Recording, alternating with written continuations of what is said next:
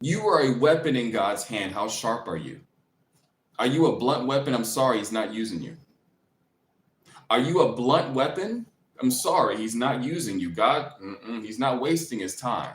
He's not going to sit there and bang on a demon. He's not going to sit there and bang on a territory. No, he's going to slice right on through order and justice. He's going to slice mercy and grace into merciless situations. He's going to use you to be sharp in giving a word of mercy when there was no mercy. He's going to be sharp and use you to bestow grace where order deprives somebody of that grace.